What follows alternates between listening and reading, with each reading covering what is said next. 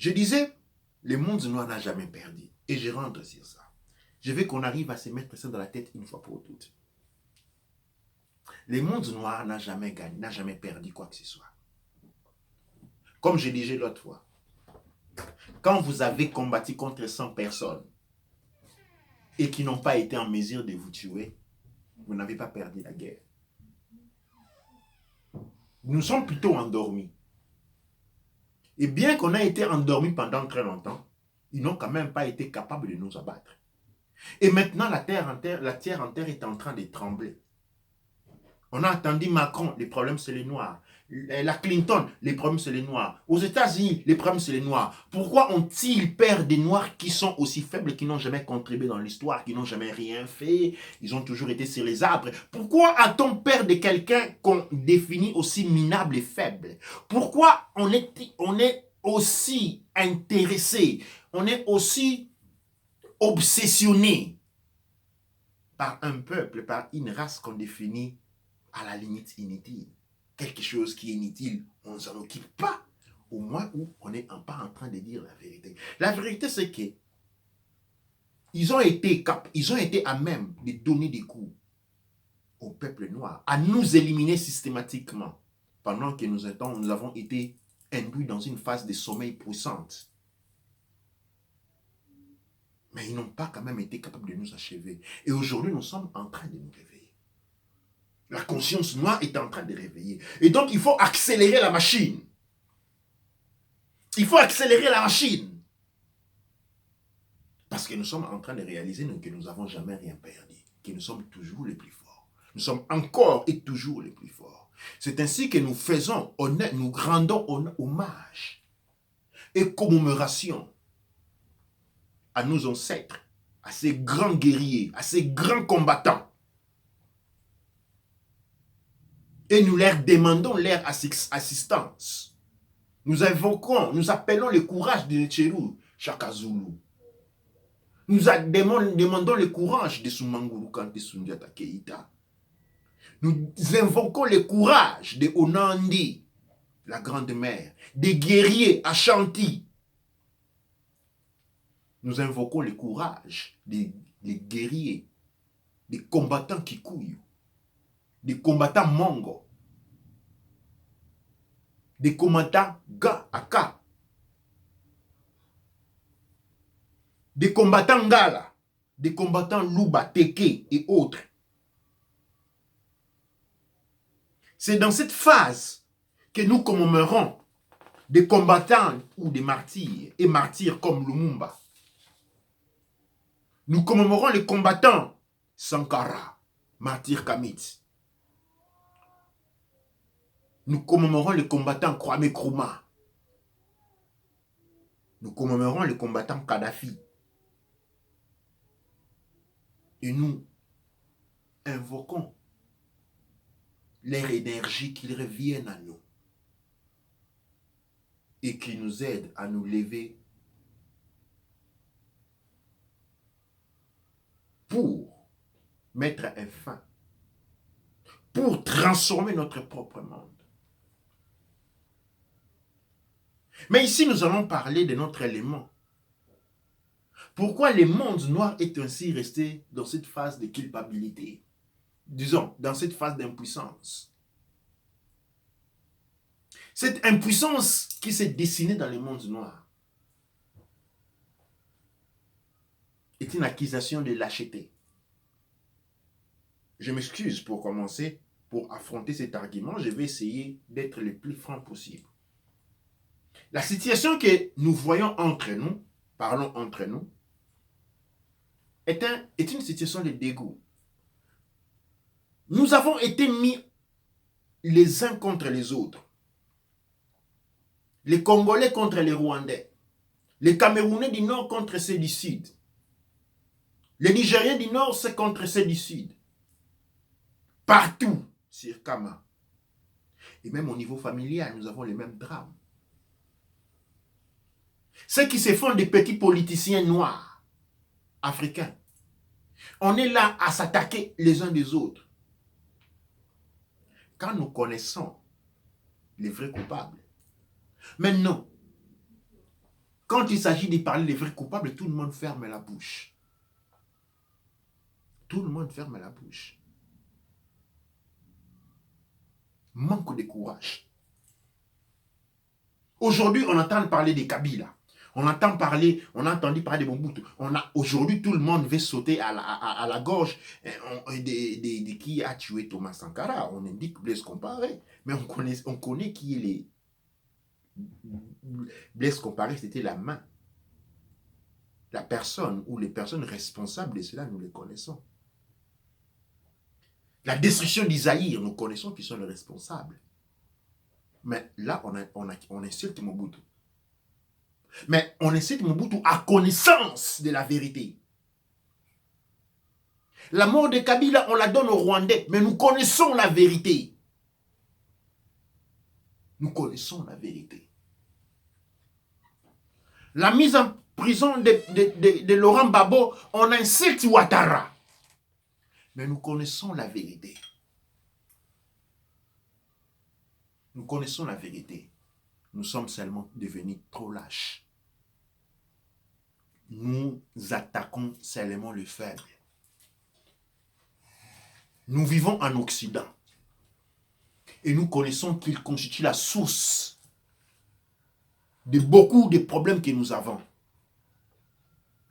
Mais je n'ai pas vu, depuis que je suis en Occident, plus de 25 ans, une seule manifestation contre le gouvernement des pays où nous sommes. Pourquoi? Parce que nous avons peur. Nous connaissons la vérité et nous la évitons. Parce que c'est mieux se battre entre nous. Tout en sachant qu'il n'y aura pas de solution dans tout ça. Mais nous préférons quand même ça. Et maintenant que nous sommes en train d'assister de ce que nous sommes en train de voir en France, on voit les peuples français, à tort ou à raison, appeler les gilets jaunes qui se réveillent contre leur propre gouvernement. Eh bien, les Noirs, il est paralysé. J'ai été appelé par plusieurs organismes qui disent, mais pourquoi quand on fait les manifestations des gilets jaunes, les Noirs ne viennent pas? Parce que le Noir, il est paralysé. Il n'a jamais appris à lutter contre celui qui a tellement traumatisé. Nos ancêtres l'ont fait. Mais notre génération, les générations nées des années 20 jusqu'aux années 50 ont appris à baisser la tête et ont éduqué leurs enfants de cette manière, fait de manière à devenir les plus blancs possibles. De cette manière, le problème des Noirs ne te regarde pas. Comme le problème du monde des Noirs est plein de difficultés, comme on est assez lâche pour ne pas l'affronter, transformons-nous en blancs. Comme ça, on dit, laisse les Noirs affronter leurs propres problèmes. Et nous, on ne fait plus partie de l'équation. C'est comme ça que nos parents se sont comportés. C'est comme ça que nous avons été élevés. Nous avons été élevés à prétendre d'être noirs, au même moment abandonner le monde noir, nous comporter comme nos blancs, nous uniformiser dans le monde des blancs pour dire les problèmes des noirs sont les problèmes des noirs. Et après, nous pleurons que le monde noir est en train de se dégringoler. Pourquoi? Parce qu'on nous a rappelé de l'autre côté que vous n'êtes pas un de nous. Vous n'êtes pas des Européens, vous n'êtes pas des Blancs malgré votre... La citoyenneté, la carte d'identité, la citoyenneté, les passeports blancs occidentaux étaient passeports. Passer les passeports. Cela ne te confère pas l'identité culturelle parce que la nationalité est une identité culturelle.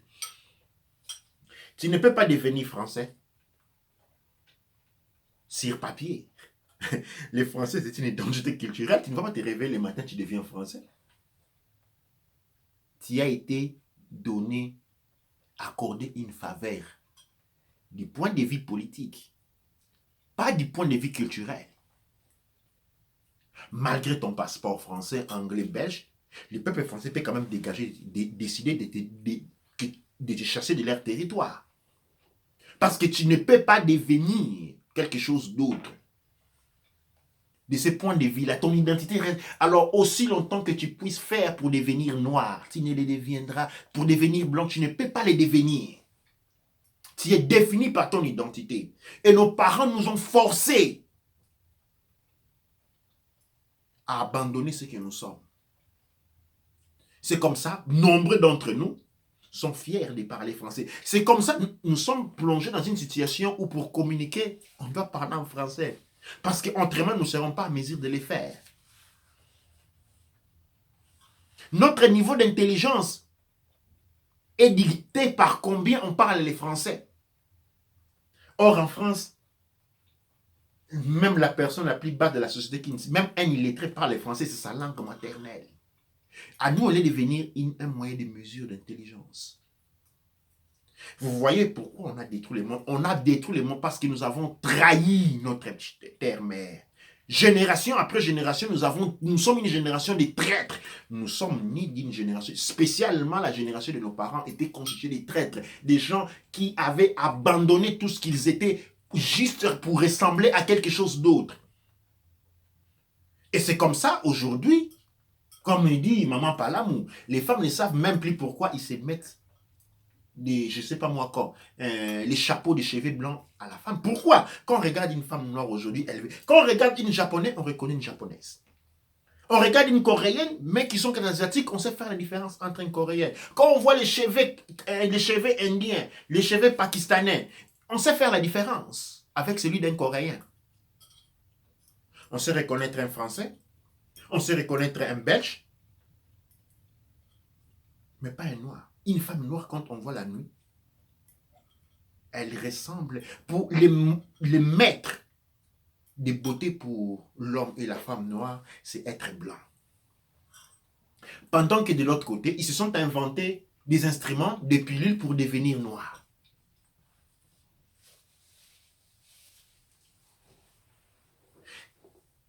C'est ça la source de notre plus grand problème.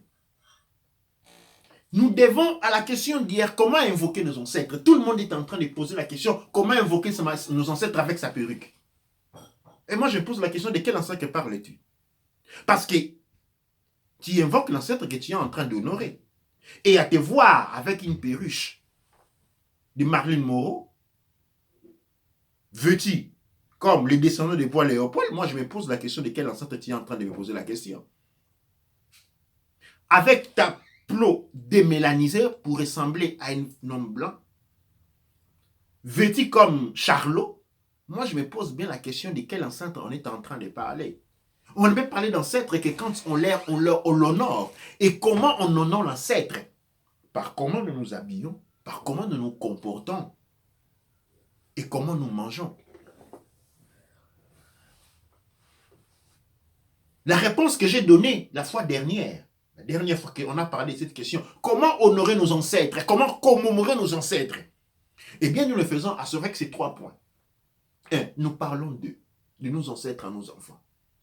Nous parlons d'eux. Nous racontons de nos ancêtres à nos enfants. Nous passons la mémoire à la génération suivante. 2. Nous continuons leur mission. Nos ancêtres étaient des combattants. Nous sommes nés dans une phase de combat parce que notre monde a été sous attaque pendant longtemps. Nous devons continuer à combattre. Nous ne pouvons pas faire semblant d'être confortables pendant que les autres sont en train de mourir. Mais je ne sais pas. Nous ne pouvons pas continuer à faire cela. Et nous devons construire notre monde de la manière dont nos ancêtres construisaient notre monde. Dans un temps, nos ancêtres construisaient tout en forme pyramidale. Nous devons développer une architecture qui a attrait à notre culture. Quand on voit les villes noires, elles sont moches. Elles ressemblent à des villes décadentes occidentales.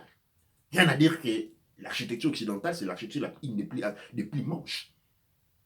Mais nous voulons imiter cela. Et nous sommes les seuls à le faire. La difformité du mimétisme culturel. Quand nous prenons par exemple ceux qui se font appeler Congolais, nous allons nous rendre compte que nous avons une vivifaction par section. Parmi les Congolais, nous avons ceux qui sont nés ou ont vécu en Belgique, ils se comportent comme des Belges. Ceux qui sont nés grandis en France se comportent comme les Français, comme les Anglais, comme les Américains. Mais vous ne verrez jamais un Américain qui se comporte comme un Français ou un Français qui se comporte comme un Américain. Vous ne verrez jamais un Chinois qui soit resté en Europe pendant 40 ans. On vit en Angleterre avec les Indiens.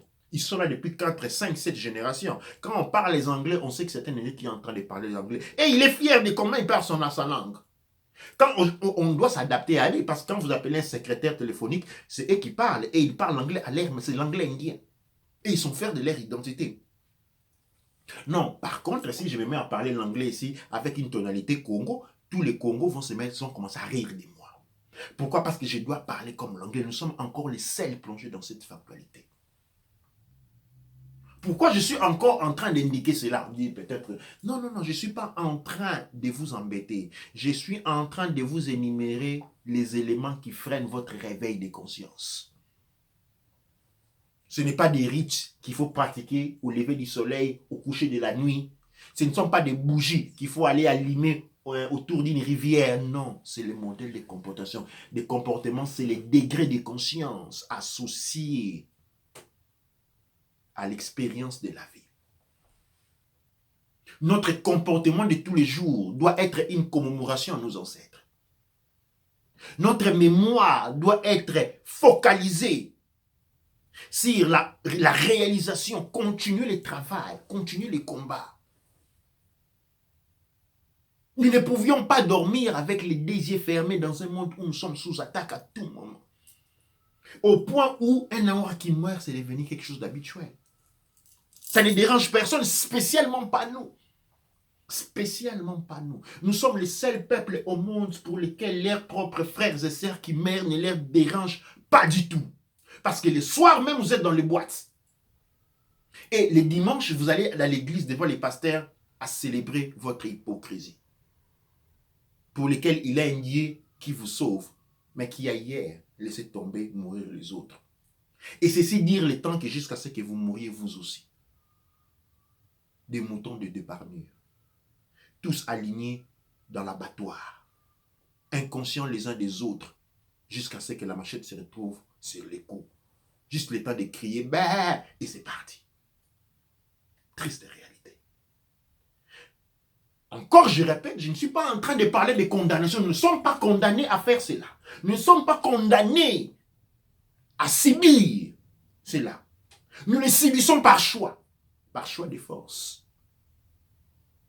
Notre capacité d'attirer les malheurs vers nous étant énorme, notre capacité à attirer les bonheurs vers nous est également énorme. Mais pour ceci, nous avons besoin des degrés de conscience. Et cette exigence de conscience veut que nous analysons notre modèle de vie. Et nous allons nous rendre compte combien nous devrions voir honte de nous-mêmes. Nous ne nous respectons pas. C'est ainsi que les autres ne nous respectent pas. C'est ainsi que nos ancêtres nous tournent les dos. Qui ne tournerait pas un dos à un enfant qui les renie, qui les méprise? Qui aimerait un fils qui vante les pères du voisin? Qui aimerait? Absolument pas. Et notre comportement est le motif de notre emprisonnement. Notre enchantement est maintenu par nous-mêmes, par les choix que nous faisons tous les jours de notre vie. Ce que nous mangeons, ce que nous vivons, ce que nous disons, où nous allons définissent des choix limitatifs, quadratifs qui nous mettent dans une situation d'impuissance, d'inconscience, de frustration et de souffrance. Dans la commémoration, aujourd'hui, je vous invite à revoir tout ça, à ouvrir vos yeux sur vous-même, à ne pas pointer les doigts, parce qu'en pointant les doigts, il y a 3 doigts qui retournent vers soi. M'a faire un examen. Beaucoup se moqueront en disant, non, qu'est-ce qu'il est en train de raconter? Regardez les malheurs qui sont autour de vous. Avec votre Yahweh, gnon, Jésus, machin, musulman et autres, regardez les malheurs. Et vous pensez que vous êtes les seuls à avoir été sauvés. Faisons un tour.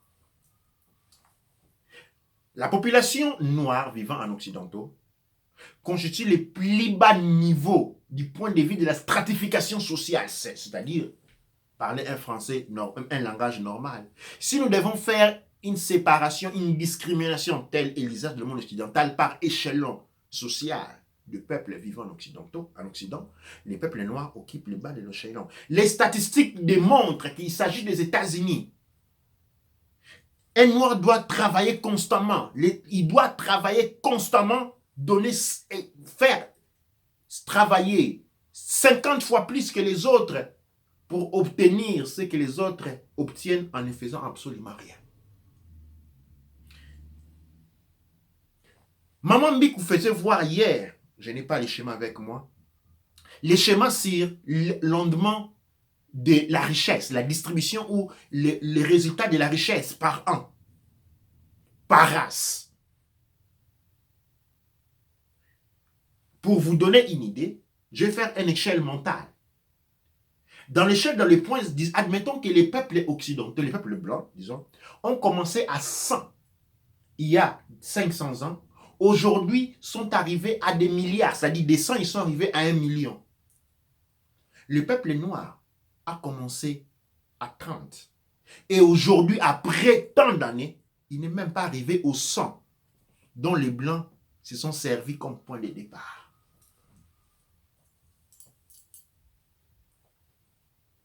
Nous sommes les derniers sur l'échelle sociale, pas seulement en tant que dans l'Afrique, mais vivant en Occident. Alors, la bénédiction divine des pasteurs, les prophètes, la bénédiction, la prospérité, la bénédiction, la prospérité, la bénédiction, où elle est-elle?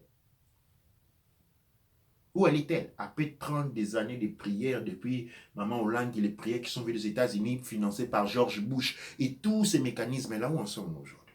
Pourquoi sommes-nous toujours les peuples les plus pauvres? Parce que l'Éternel que vous priez n'est pas assez puissant pour résoudre ces problèmes-là. Parce que à ceux qui semblent, ceux qui ne prient pas, montent. Peut-être que vous devriez arrêter de prier, commencer à faire comme se font les autres, juste pour tenter la chance. Le problème est que sans une démarche authentique, on est esclave. Sans son authenticité, sans son identité reconnue, maîtrisée, appliquée, on est un esclave des autres. Et un esclave ne s'enrichit pas. L'esclave travaille 100 fois plus que tous les autres. Parce que le patron est assis. L'esclave travaille quand le patron est endormi. L'esclave travaille quand le patron est en train de manger. L'esclave travaille quand le patron nage de la piscine. Et qui s'enrichit, c'est les patrons. Maintenant, observons le monde. Qui travaille pour qui? Les mondes noirs travaillent pour les mondes occidentaux. Ne venons-nous pas chercher du travail chez eux?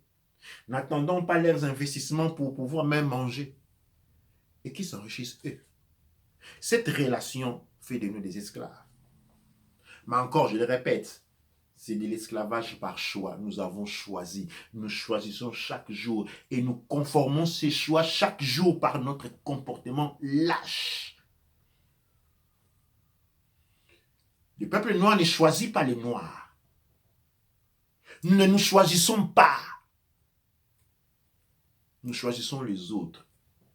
Parce que nous avons été induits à penser que les autres sont mieux que nous. Et que nous ne méritons rien. La propagande